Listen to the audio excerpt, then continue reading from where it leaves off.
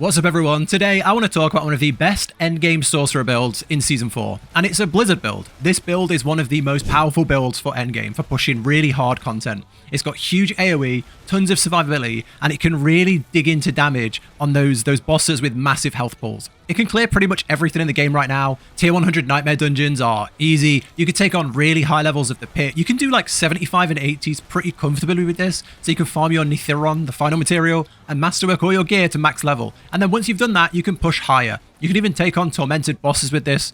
So let's talk about it, talk about the playstyle and how it works. So this build is a Blizzard build. However, none of our damage comes from Blizzard. It comes from the ice spikes that rise up while the Blizzard is showering everything. So what we do is we group a bunch of enemies together, we cast a bunch of Blizzards, and they all start freezing. And then the ice shards just rise up from the ground and smash everything to pieces.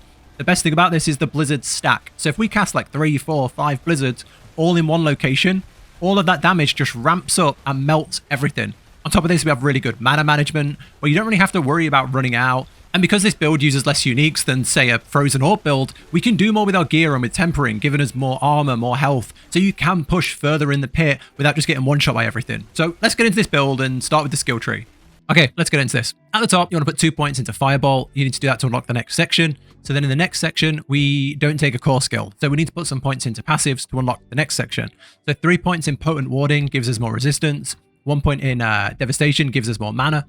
Into the defensives, this is how I lay it out. Feel free to move around here however you want to build it, but this is what I like. 1 point into Flame Shield. I've got some extra coming from gear, but 1 point in there, and then 1 point in Ice Armor. All these are used for is alternating. You alternate between the two shields. You have one, it gets popped, you put the other one on. It gets popped, you put the other one on. That's how you run this. More cooldown reduction means you can have more uptime on these as well.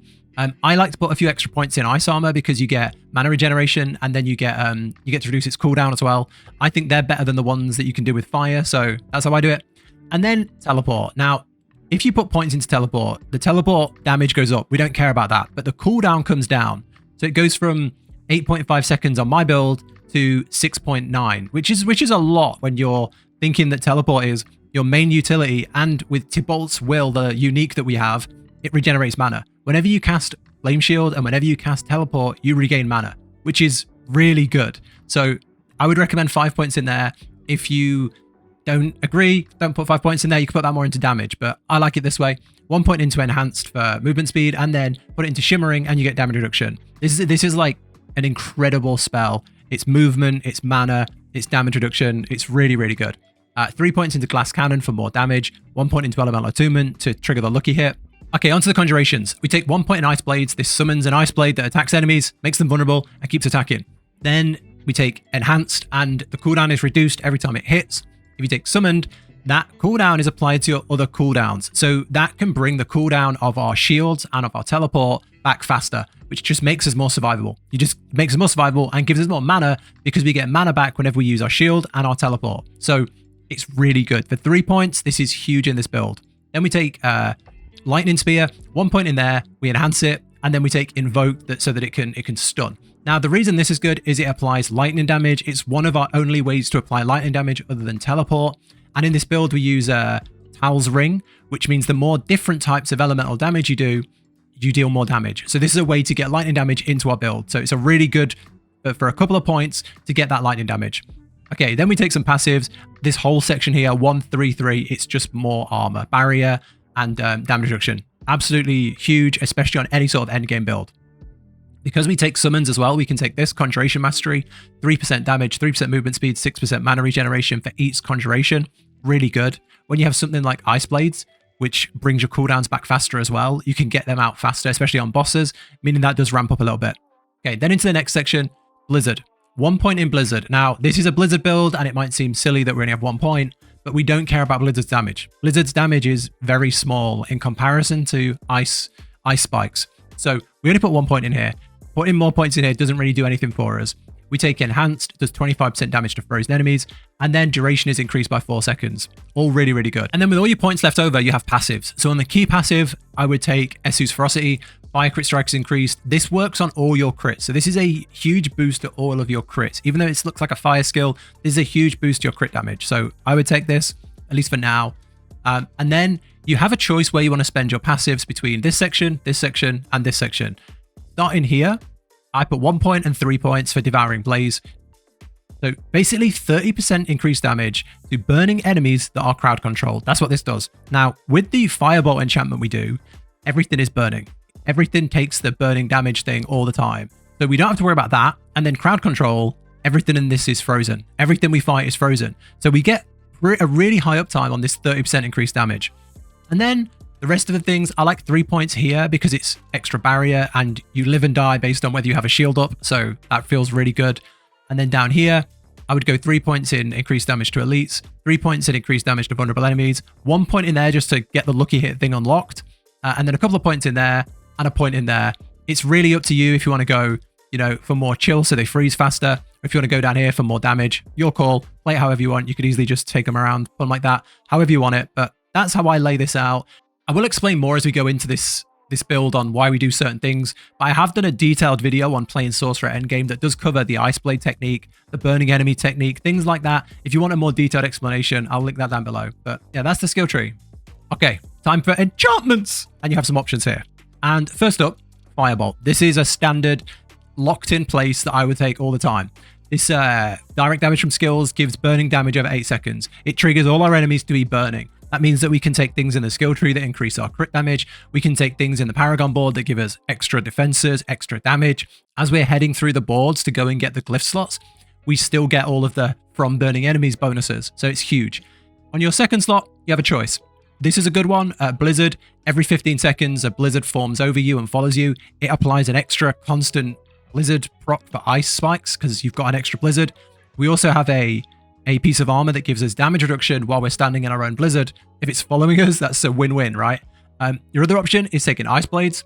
For every 40 seconds in cooldowns you spend, you spawn an ice blade on a random enemy. If you're struggling like with your cooldown reduction, if you don't have much cooldown reduction on your gear, this is a really good way to get more cooldown reduction. So if you're finding that by the time your ice armor runs out, your fire armor isn't off cooldown yet, then you might want to use this. This is a good way to get that down really fast. Here we go, Frozen Orb. Whenever you cast a non-basic skill, you have a 30% chance to launch a Frozen Orb at a nearby enemy. This will throw out the orb and trigger the burning damage proc instantly as well. On top of that, it's a damage boost. So it looks pretty cool when you've got the blizzards and the Frozen Orbs flying out. What I would probably do is go and take out a couple of conjurations. So maybe like thin down the lightning. I'll show you. And I would maybe take off Lightning Spear, or at least take these two. Take these two off. Take this off, and then on the Frozen Orb, run Frozen Orb for vulnerable. That's probably how I'd set this up. I'd probably set this up like that, put Frozen Orb on, and then go into your skill tree and take Frozen Orb in this slot. This is another really, really, really strong way to play this. It's up to you how you want to do it. I've tried and changed between them a few times. I put the variants actually on the link down below so you can try the different ones. But yeah, right now I'm playing it just with Blizzard, and that's really fun and really strong. But this does feel pretty crazy when you've got all the Frozen Orbs flying out as well. So yeah, that's the enchantments. Okay, now let's go over the aspects and the uniques. I'm going to go through the Mobalytics build, which I've made up for this. It's down below if you want to check it out, as this has all the gear on it. I made a few variants as well for depending on different things. So I'll talk through those a little bit as well, but this is the basic. This is what I would use for generally everything. It's the build I use. So let's go through it. On the helmet, Godslayer Crown. When you stun, freeze, or immobilize an elite enemy or a boss, it pulls nearby enemies in. It's just really good for clearing. As you hit the enemy, it freezes, everything gets pulled in, and it's just a massive AoE. It's really good. I would suggest as you're pushing like 60 plus, the one change I would make is switch that out for the aspect of concentration, as it gives you a 20% damage reduction. So I would do that, but for general gameplay, I really like the Godslayer Crown. It feels so worth it. On the chest, I would go Snow Guard. While you're within your own blizzard and for 3 seconds after leaving it, you take less damage. Incredible damage reduction as you're playing around your own blizzards. And if you use this enchantment where a blizzard follows you, it's permanent pretty much. It's so good. Okay, then aspect of the Frozen Tundra. Now, the top part of this, you can kind of ignore. It's about deep freeze. We don't use that. But then the next bit, your ice spikes have 50% increased explosion radius. Massive AoE damage, 100% required on this build. Now, Tibalt's Will. This is our mana regen, basically. You deal increased damage while unstoppable, and for 5 seconds after. When you become unstoppable, you gain 50 of your primary resource. That means every time you cast Teleport and you become unstoppable, you gain a massive mana boost. Every time you cast your Fire Flame Shield, you gain a massive mana boost. As our cooldown reduction gets better, as we use Ice Blades, those come off cooldown much faster. So what you get is a way to instantly get your mana back. So this is incredible for mana regen, and Blizzard is a pretty mana heavy spell, so I'd say it's needed. Okay, then we take Esu's Heirloom. Movement speed increase. Your crit strike is increased by 30% of your movement speed. That's great. Crit strike is huge on this build, but the reason it works so well is all the affixes work really well as well. Movement speed, mana construction, crit strike damage. It's just a really good unique, and when you look at putting affixes on and putting tempers on, what you can put on the feat slot is just not that good. So this is a good thing to have in that spot. Now, a really good one, the Glacial Aspect. I'd say it's mandatory to have this on a two-handed weapon. Normally, I'd say if you want to use a one-hander and an offhand, that's fine. On this build, I'd say you have to use a two-hander. The reason is we cannot boost our damage by putting points in our skill tree, but we can't put points into Blizzard.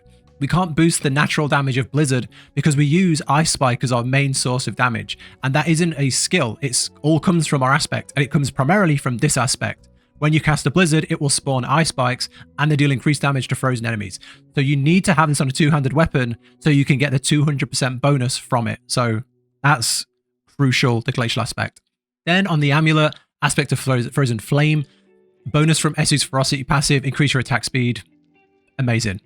Incredible. Attack speed is huge because basically every single time we get to a new pack, we have to dump a bunch of Blizzards. Unlike, say, Frozen Orb, where you can just throw them out at lightning speed, this is a little bit more build-up. You have to get to a position, group things up, and then drop multiple Blizzards to get everything down and then move on. So having that attack speed really, really helps. Then on the Ring, Conceited Aspect, deal increased damage when you have a barrier. We will always have a barrier from our two shields. And then Tal Rasher's Iridescent Loop, increased damage for each different elemental damage type you do. We have fire, we have lightning, from those we have ice, and I'll show you how to get an extra element, a fourth element as well on the gear stats. So incredible. Now, if you want to change this up, I've shown Pit 60. I'd switch out the head for concentration aspect. I've shown the Blizzard Frozen aspect kind of hybrid thing if you want to try that. And then if you have Ubers, if you're lucky enough to get Ubers, I haven't found a single one in Season 4, unfortunately. But if you do, Ring of Starless Skies, incredible. And Harlequin's Crest is pretty much makes every build better. So I'd replace just like that because those two can take a replacement. But yeah, that's the aspects. Okay, let's talk about the gear stats and the tempering. So here's what to look for. First up, attack speed. Laying down all these Blizzards is time consuming, so attack speed helps us get them down faster. Really good. Then you want cooldown reduction. Anything with cooldown reduction, it's all here if you want to go through it one by one. But cooldown reduction is great because you get your barriers back faster. If you don't have a barrier and you get hit in a level 50, 60 plus pit run, you're a goner. So you want to get cooldown reduction to get them back faster. Also, having higher cooldown reduction means you can cast things with Unstoppable that will trigger Tillabut's Will, meaning you get more mana. So it's a win-win. Talking about mana, I'd go for resource cost reduction. Blizzard is a mana-heavy spell. If you can get resource cost reduction, you can chain it out much faster. Then I would go for things like, if you've not hit your armor cap, try and get more armor until you're like over 9,000. Try and get things like crit chance, things like mana per second is pretty good. Vuln damage is really good in this build. That's it though, really. It's not that complicated. This is a fairly simple build. Look after your mana, get your cooldowns down, and deal more damage. That's all you really need to worry about. If you can find ranks of teleport on the chest, that's really good because it brings that cooldown down even further. Ranks of Flame Shield is pretty good to get as well. And ranks of Devouring Blaze is good on the neck for that big boost, that big crit boost as well. So yeah, that's what I would be looking for.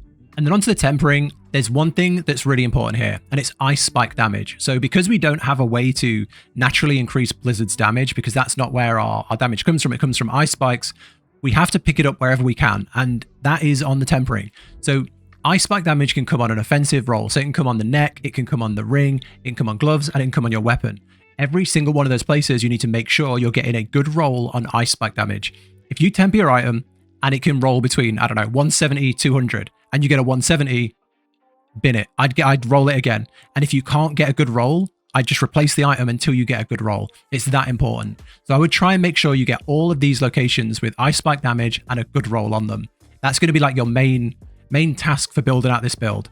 After you've done that, I'd go for things like barrier generation is pretty good. Resource generation is really good. Flame shield duration is pretty good. Things like that. And then the last thing you really want to look for is this. On your weapon, you want to take this weapon thing. Up to a 40% chance to deal shadow damage. It sounds dumb, it sounds silly, but that is the fourth element for triggering Tal's Ring. The thing where the more elements you deal, the more elemental damage you deal of a different kind, the more damage you deal. So I would try and get that to trigger that fourth element and increase your damage. That's it for tempering, really. It's fairly simple. I wouldn't get rid of this ring slot here because you need the ice spike damage. Unless you had the Starless Skies Uber unique, I wouldn't get rid of it. So yeah, that's the tempering. It's fairly straightforward. You need more shields, you need more damage, and you need mana regeneration where you can get it, mana reduction where you can get it. That's it. That's the tempering. Okay, lastly, let's talk about the Paragon Board. So I'll full screen it. Right, now I'm not going to go through this point by point where to place your points. You know, it's all here to look at and plan out as much as you want and do what you want with. I've gone with 7 boards, 1, 2, 3, 4, 5, 6, 7 boards and 7 glyphs. I think that's the best way to do it on this build. You can try and squeeze out 8 boards if you want for an 8th glyph, but this is why I didn't. There's a glyph called Stalagmite. For every 5 int, you deal 9.9% increased damage with ice spikes. That's our key damage dealer. So I just went for every single node on this board, got to 70 out of 40, and some other things that we don't need, I tried to get more points in because I think it helps the build more. Change if you want. I think this is really good. So I went with the, I'll go through it roughly. So first board, I went with the Elementalist, which is a damage to the nodes around, non-elemental damage bonus, really good. Helps get your defenses up as well. Things like this here, resistance to all elements. It makes sure that when you get to endgame, when you're pushing these pits, you're capped out on all your resistances. 70% is the cap. Get to 70% on every single resistance is pretty important. Next board, Stalagmite, as I say, just fill it.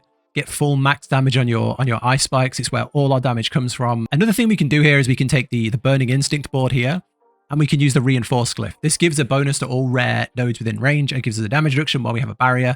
The reason that's good is because we have this Burning Enemies trick with the Firebolt enchantment, we can get a boost to these. 5% damage reduction from Burning Enemies, and then extra damage to Burning Enemies, and the nodes around it do the same. So that's a really good way to like really get some extra damage out. Yeah, I won't go over everything here. It's all down below. All the nodes are up here that are used as well. I think Elementalist is good. Stalagmite is required. Flame Feeder is really good for the Burning Enemies thing. Control is good because we do a lot to, we freeze all the enemies. So this deals increased damage to crowd controlled and even more to frozen enemies. Perfect. Destruction, increased crit damage, incredible. Reinforce, we just talked about. And then Winter gives a bonus to all rare nodes within range. Whenever you freeze an enemy, you deal increased cold damage. But yeah, that's the Paragon Board, and that's everything really. This, I think, is going to be the key build for pushing really hard content. I've tried pushing it on ice, on Frozen Orb, and it's good, but it just feels like the single target damage struggles. You can clear through the pit at super speed. You get to the boss in like 2 minutes, but then that boss fight can be so long, and if you mess up once, you're gone. So with this, it takes a little bit longer to get to the boss. Like your AoE is a little slower. Not that the damage is slow, but because you have to build up the blizzards on every pack. So you get to the boss a little bit slower, but then you defeat the boss much faster. On top of that, you have much more defenses when you're fighting the boss. So overall, I feel it's more balanced. I'm clearing much higher pits with less tailored and optimal gear. So I think get a full set of fully masterworked, fully tailored blizzard gear. I think you can go far. And I don't know how far you want to go. For me, I wanted to get to 100 and I wanted to defeat the tormented bosses. And this build seems like the one. So let me know down below what you think of this. If you have any comments, anything you'd change, I'd love to hear it, any improvements you'd make. But that's the build. If you like this style of content, do consider subscribing to the channel. Everything's here. It's all linked down below. Thank you so much for watching, and I'll catch you in the next one.